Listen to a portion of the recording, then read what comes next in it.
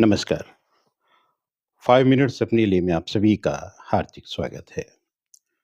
अब कुछ सर्दी बढ़ने लगी है और सर्दी जब बढ़ने लगी है, तो मूँगफली भी बहुत अच्छी लगने लगी है।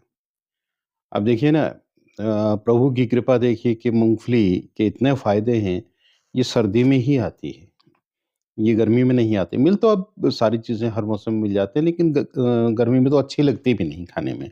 उसका टेस्ट भी अलग हो जाता है, लेकिन आजकल बहुत अच्छी लगती है। इसमें मॉइस्चर बड़ा कम होता है। सिर्फ़ अगर मैं 100 ग्राम की बात करूँ, तो 100 ग्राम में से सिर्फ़ 3 ग्राम मॉइस्चर होता है। इसके अलावा प्रोटीन इसमें अच्छी खासी होती है, लगभग 25 ग्राम। फैट्स भी अच्छे खासे होते हैं, लगभग 40 ग्राम।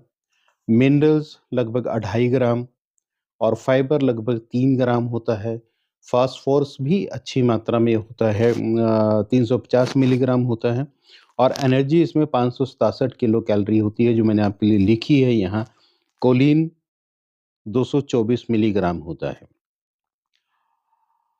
हाँ, अब ये देखिए प्रोटीन इसमें अच्छा खासा होने के कारण ये हमारे फैट्स को भी थोड़ा-सा कंट्रोल रखता है। इसमें जो फैट आप कहेंगे कि फैट भी तो इसमें 40 ग्राम के करीब फैट है, लेकिन ये वो फैट नहीं है जो आपका फैट बढ़ाता है, जो आपका वज़न बढ़ाता है।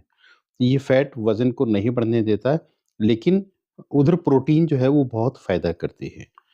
कोलीन होने के कारण ये हमारे मूड को बहुत अच्छा रखती है, मेमोरी पावर को बहुत अच्छा बढ़ाती है और कार्डियोवैस्कुलर हेल्थ जो होती है ना, जो हमारी हृदय की जो धमनियाँ हैं, उनकी हेल्थ को बहुत अच्छा मेंटेन करती है, इसलिए थोड़ा-सा ये ब्लड प्रेशर को भी कम करती है। तो हार्ट की हेल्थ बहुत अच्छी होगी, फैट्स कम हो गया, कोलेस्ट्रॉल भी नहीं बढ़ने देते, लेकिन ये सारी चीज़ें क्या हैं, ये एक लिमिट के अंदर हैं।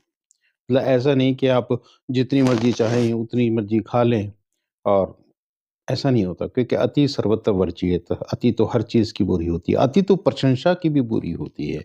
और प्रशंसा से मुझे याद आया कि कई बार आपने देखा होगा कि हम कोई कार्यक्रम देखने जाते हैं, मैं एक एक काल्पनिक सी एक बात कहूँ कि बिल्कुल ऐसे जैसे कोई मेरे जैसा आदमी कहीं पे संगीत का कार्यक्रम प्रस्तुत कर रहा हो, गीत प्रस्तुत कर रहा हो, लेकिन वो किसी को पसंद तो नहीं आ सकता इतना। तो उसमें से बहुत सारे लोग हैं, मुँह को ऐसा-वैसा करके वहाँ से निकल जाते हैं या कई लोग शर्म के मारे बैठे तो रहते हैं, लेकिन तालियाँ भी नहीं बजाते, उनको अच्छा नहीं लगता।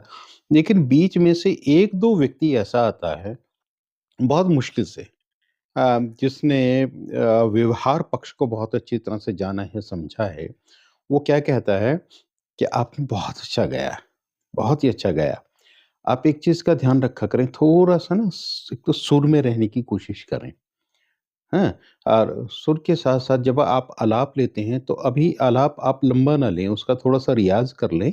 उसके बाद लंबा आलाप ना लें, छोटा आलाप ले लें, तो और ज़्यादा सुंदर हो जाएगा। अब देखिए करने को तो उन्होंने बुराई की है, प्रशंसा नहीं की है, लेकिन वो प्रशंसा बुराई जो की है, वो इस ढंग से की है, वो प्रशंसा की चाशनी में लपेट के की है कि आप बहुत अच्छा गाते हैं।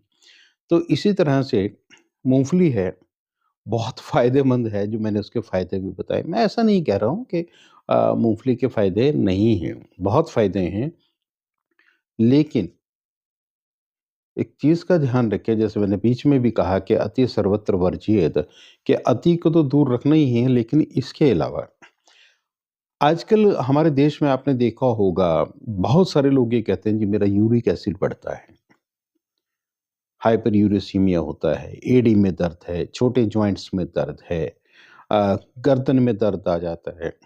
कुछ तो और ख़ास तौर पे है जो महिलाएँ हैं, उनके अंदर ये दिक्कत ज़्यादा आती है, क्योंकि महिलाएँ पानी का प्रयोग भी कम करती हैं। तो इसलिए वो यूरिक एसिड का लेवल बहुत जल्दी बढ़ जाता है और कुछ खान-पान भी हमारा ऐसा हो गया है कि हम प्यूरिन्स की चीज़ें, प्रोटीन की चीज़ें ज़्यादा खाते हैं। पनीर का प्रयोग हम बहुत ज़्यादा करने लगे हैं और इतना बहुत सारे लोग ये शंका व्यक्त करते हैं कि जितना पनीर उपभोग में आता है, उपयोग में आता है, उतना तो टोटल पूरे हिंदुस्तान में दूध का उत्पादन भी नहीं होता है, जितना पनीर का कंज़म्पशन हो जाता है। उसके अलावा हम पालक खाते हैं या बहुत सारी ऐसी चीज़ें खाते हैं, ख़ास तौर पे हम बाहर से खाना हमने ज़्यादा खाना पसंद कर दिया है।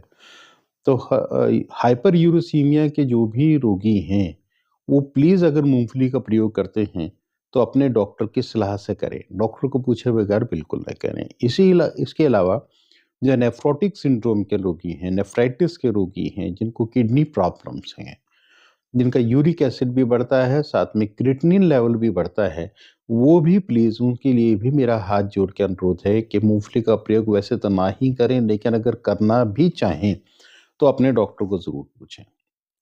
साथ में मूँगफली का अगर हम ज़्यादा प्रयोग करते हैं, जैसे कि मैंने इसमें बताया कि इसमें फाइबर भी बहुत कम है, लगभग 3 ग्राम के करीब है।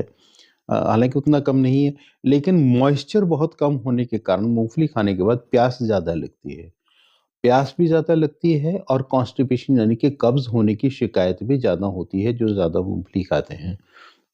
तो और जो कोलीन है, कोलीन इसके अंदर थोड़ा-सा दिक्कत करता है कि जब हम थोड़ा-सा ज़्यादा कोलीन लेते हैं, तो ये वो वोमिटिंग है, इंडाइजेशन है, फ्लैचुलेंस है मतलब अफारा है, अपच है, उल्टी आने की वो हैं या देर से हज़म होने की तासीर इसमें होती है। इसके अलावा मूँगफली का एक चीज़ आपने और देखा होगा कि जब हम खाते हैं स्वाद-स्वाद में हम खा तो जाते हैं, लेकिन इसके अंदर जो बिना चबाया पदार्थ रह जाता है, वो अगले दिन स्टूल में यानी कि जब हम मल निर्हरण करते हैं, मल त्याग करते हैं, तो उसमें यूँ के यूँ निकल आते हैं। उसके ग्रैन्यूल्स भी निकल के आते हैं या साबुत चले गए साबुत या जितना भी टुकड़ा चला गया, वो हज़म होता ही नहीं, वो यूँ का यूँ बाहर निकल जाता है।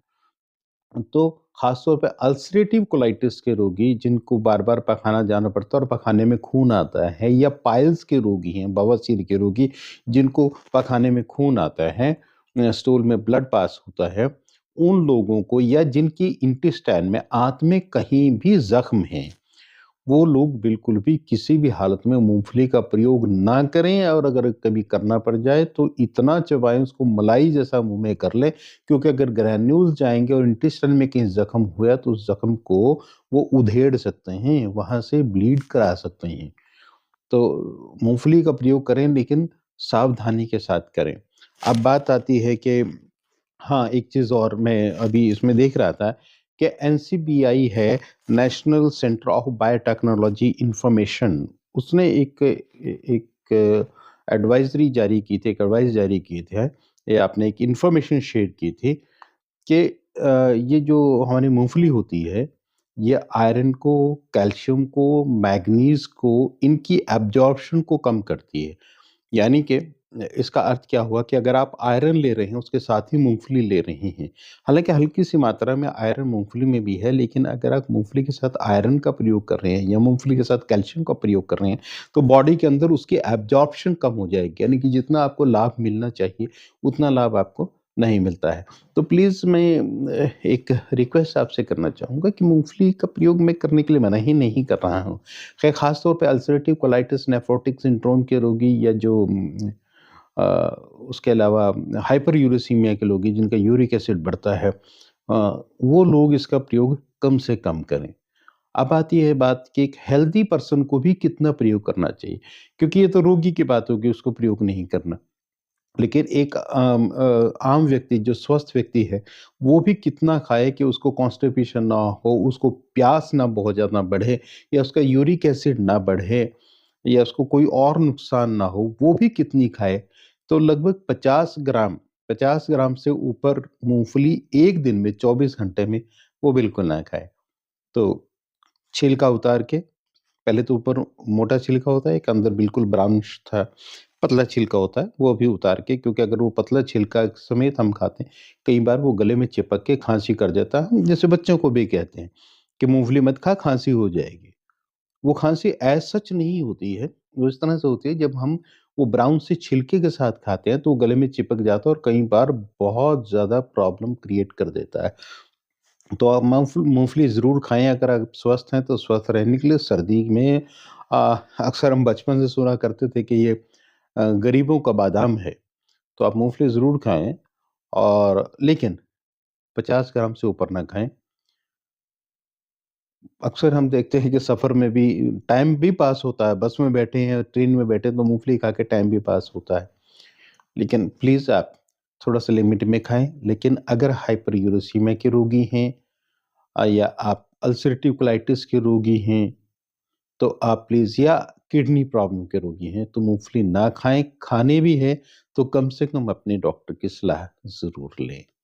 तो हम कोशिश करेंगे, बड़ी जल्दी मैं कोशिश कर रहा हूँ कि किसी से बात करते हैं, कोई हमें इसके बारे में ज़्यादा गाइड कर सके कि हमारे जीवन में हेल्थ में म्यूज़िक का, संगीत का क्या रोल हो सकता है?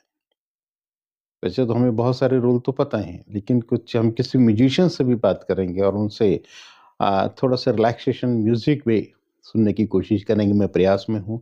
अगर मुझे सफलता मिलती है तो मैं आप तक ज़रूर लेके आऊँगा। आप 5 मिनट्स अपने लिए भी जुड़े, आप सभी का बहुत-बहुत धन्यवाद। मेरा निवेदन इस बात के लिए कि प्लीज़ आप वीडियो पूरा देखा कीजिए। उसके अलावा हमारे चैनल को सब्सक्राइब कीजिए, बेल आइकन दबाइए ताकि आप तक नोटिफ़िकेशन पहुँचता रहे। अगर आप ऐसा करते हैं तो यकीनन आप मेरा मेहनताना मुझे दे रहे हैं। तो आप सभी का बहुत-बहुत धन्यवाद।